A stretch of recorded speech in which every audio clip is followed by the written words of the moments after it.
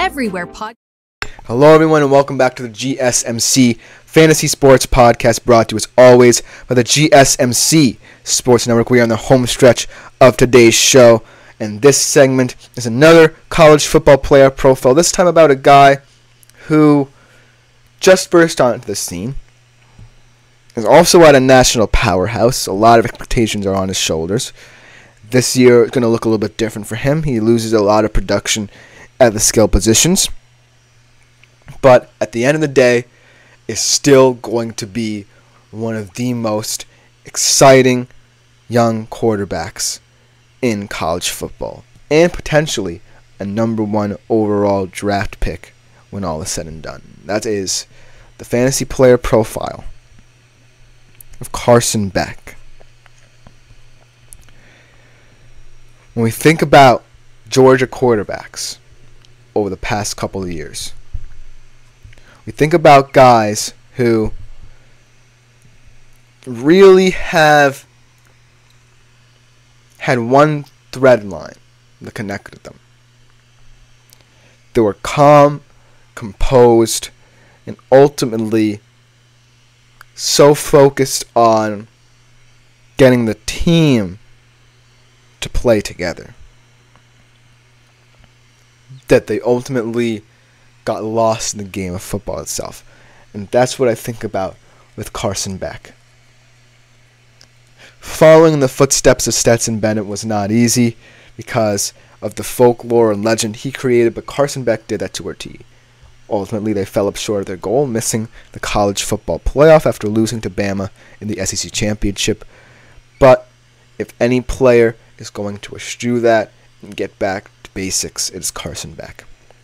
It's going to be a tougher job for him this year because he loses a lot of the production that made this Georgia offense so terrifying to play against. He loses Bowers, one of the best route running tight ends in college football last year. He loses McConkey, a very savvy wide receiver. He loses Marcus Rosemi-Jacksaint, his deep ball threat. And now he's looking at a wide receiver room that, while experienced, hasn't had the playing time that would make them comfortable. And so I really think that ultimately at this moment in time, Carson Beck is at a crossroads in his career as a Georgia player. This is probably his last year doing it. But in order for his reputation to be one of best Georgia quarterbacks in history, he's going to have to get this team to the CFP and perhaps even win it. And so, looking at his receiver room, it's safe to say that it might not be as good as he wants it to be. But I still think that Carson Beck's the quarterback, and at the end of the day, that's going to get the most out of this team. So without further ado, let's jump right into his stats from last season. 3,941 yards, 24 touchdowns, 6 interceptions, 117 rushing yards for 4 TDs. His best game as a starter in terms of fantasy production was 32.2 points against UAB, 22 of 32, 338 yards, 3 touchdowns. His worst game was 11 points against South Carolina, where he was 27 for 35, 269 yards, and 0 touchdowns. So, when I think about Carson Beck, not just as a fantasy prospect, but in real life, I think of him as someone who is more quote-unquote nuanced and serviceable than, say, a Dillon Gabriel. Dillon Gabriel is all flash and stats. Carson Beck is more measured than that. And should you select him for your fantasy college football team, you're getting a guy that, yes, can put up big numbers, but at the end of the day is more concerned about winning than, say, padding his stats. I don't necessarily think that Carson Beck has to perform in terms of stats to be a fantastic fantasy option for you, but I do think that that's what you're getting with him. And at the end of the day, the bottom line is he's not going to be the sexy guy. He's going to be the guy that gets the job done every given week and do it well. But this year kind of has a different feel to it. Georgia still considered the top dog, no pun intended, in the SEC. But in comes Texas. A lot of people love Texas. We'll talk about them a little bit when we do a player profile on Quinn Ewers next week. But a lot of people love this Texas team and love what they're building there. And when I think about this Georgia team, especially offensively, is it as scary as it was last year? You had so many weapons that Carson Beck could just attack you in whatever way he wanted to. His top returning receivers are Dominic Lovett, and now that Ra Thomas was dismissed from the team after off-field issues, which is another problem that Georgia will have to face in terms of disciplinary conduct, Dylan Bell. And so, while Dominic Lovett and Dylan Bell can cement themselves as stars, do they really have the experience to get comfortable with Carson Beck and then for Carson Beck to trust them as well?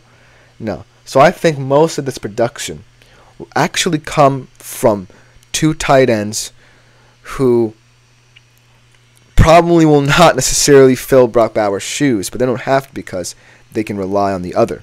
Oscar Delp and Benjamin Yurosek, the transfer from Stanford. I think what they bring to this team is that both of them know that Brock Bowers was great, and thus they kind of want to replicate that. But the fact that there are now two of them instead of just Brock Bowers is a sneaky, scary proposition for opposing teams in the SEC. Now it's just all about whether or not Carson Beck can treat them as such and really get the best out of them. The fact that I'm talking about so many different question marks surrounding Georgia's offense should give you pause, but there's a method to my madness here. There's a reason why I'm still high on Carson Beck. And Carson Beck, the reason why I'm so high on him is that in the SEC, when every offense really wants to put as many points as possible, get style points because they're all fighting each other for coveted playoff spots, and also in terms of getting that coveted bye in the 12-team CFP now, Carson Beck is just hyper-focused on doing what is best for the team. And it might not be the sexiest offense. It might not be the most enjoyable offense to watch. But that's the thing with Carson Beck. It doesn't necessarily have to be enjoyable to get Georgia to where they want to be. He just has to be Carson Beck. And so what I like about him is that with this new look receiver room, he doesn't necessarily have to have one receiver at every area of the field that he feels comfortable throwing to. He can have guys that occupy and kind of do the same thing because of the fact that he's comfortable with them. Remember, this is a guy with the top completion percentage in the country. And the reason being is that he knows that he doesn't necessarily have to force things and force the issue in terms of getting the ball on the field. He just has to be solid. And that's what I like about Georgia. They overwhelm me with patience. It's a weird thing to say, but when they keep everything on schedule, that's what makes them dangerous. They don't necessarily have to come up with points at every drive, but that's the ultimate kind of prime directive for them. They set the bar by being quick, being efficient, and most importantly, staying within themselves, staying on schedule, and staying on time. And there's no better quarterback at doing that than Carson Beck. Look around the SEC. Look at guys like Jackson Dart, very flashy guy. Gets the ball on the field, has dual threat ability. Look at Quinn Ewers, a guy that's also kind of coming into his own as a dual threat kind of player. Fantastic deep ball when his game is on. Consistency, a big question, but when he's on his game, one of the better quarterbacks in college football. You look at Jalen Milroe, another guy, very flashy.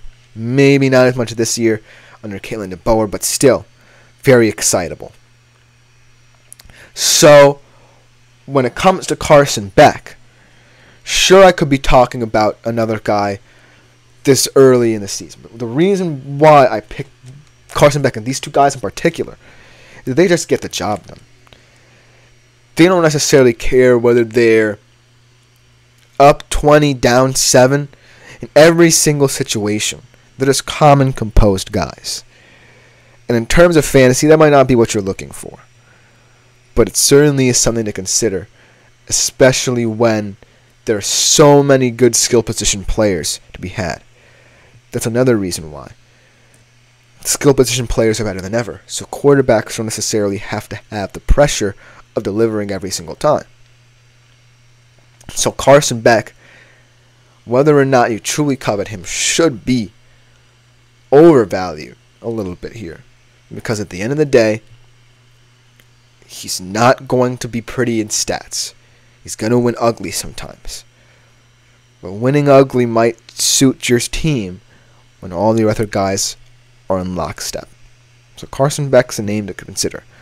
Let's just about do it for this segment and for the college football player profiles. To close out the show in the week, we're going to be going over the biggest losers in terms of wide receivers and their strength of schedules.